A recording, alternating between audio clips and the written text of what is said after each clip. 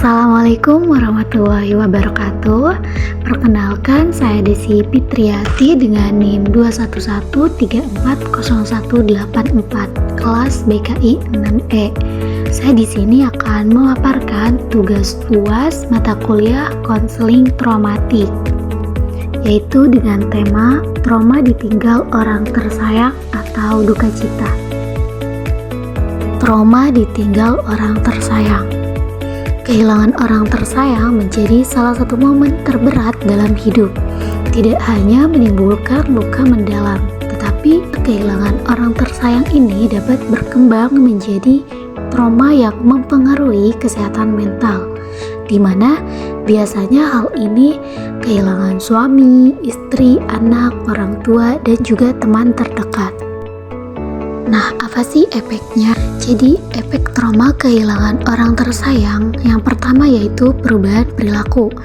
Nah, perubahan perilaku ini sering terjadi pada seseorang yang baru saja kehilangan orang tersayangnya.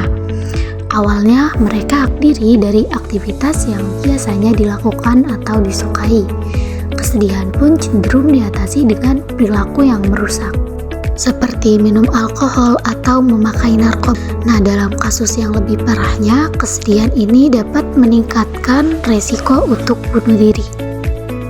Yang kedua yaitu melemahnya sistem imun tubuh, di mana trauma kehilangan orang tersayang ini membuat mereka lebih rentan terkena penyakit. Karena ini tuh disebabkan oleh melemahnya sistem kekebalan tubuh selama mereka berlarut dalam kesedihan. Selain itu, dia juga dapat menurunkan nafsu makan dan kualitas tidur. Nah, jika keduanya tidak terjaga dengan baik, resiko timbulnya penyakit ini akan semakin besar. Yang ketiga yaitu meningkatnya resiko depresi. Nah, depresi akan salah satu efek trauma kehilangan yang paling sering terjadi. Karena kondisi ini tuh disebabkan oleh yang terlalu berlarut-larut dan tidak segera ditangani. Nah, apabila sudah parah, ini dapat mengganggu kemampuan untuk beraktivitas. Selain itu, depresi juga meningkatkan cobaan untuk bunuh diri. Melihat efek yang bisa terjadi, penting untuk memahami cara mengatasi trauma kehilangan orang tersayang.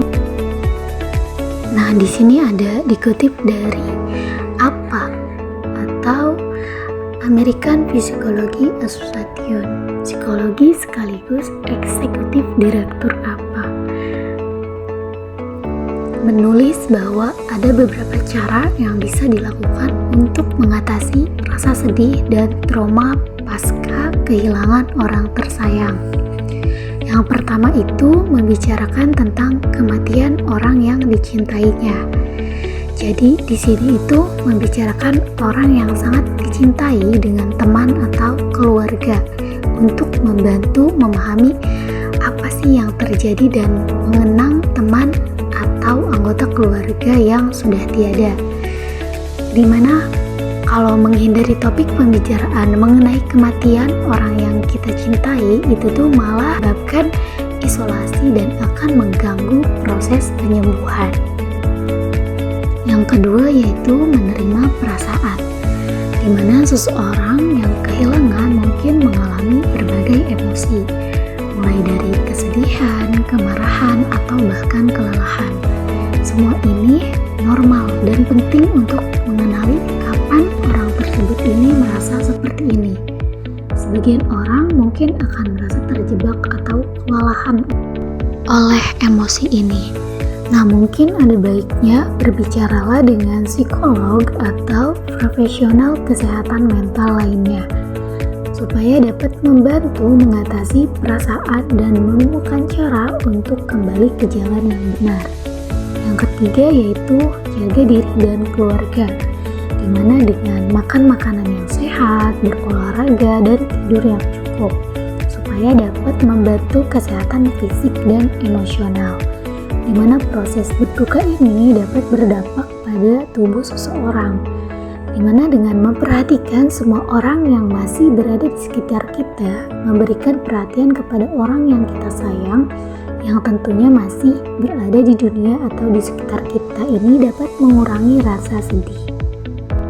Yang keempat yaitu menghabiskan waktu dengan orang yang juga merasa kehilangan. Kita menghabiskan waktu dengan orang yang sama-sama merasa kehilangan almarhumah, ini tuh bisa sama-sama kita atasi.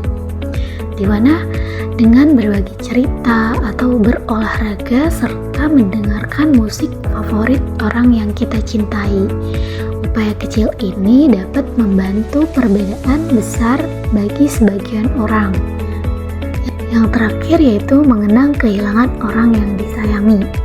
Peringatan kehilangan orang yang kita cintai ini dapat menjadi waktu yang sulit bagi teman dan keluarga, tapi juga bisa menjadi waktu untuk mengenang dan menghormati mereka. Mungkin kita dapat mengumpulkan sumbangan ke badan amal favorit almarhum, mewariskan nama keluarga kepada bayi, atau menanam tanaman untuk mengenangnya.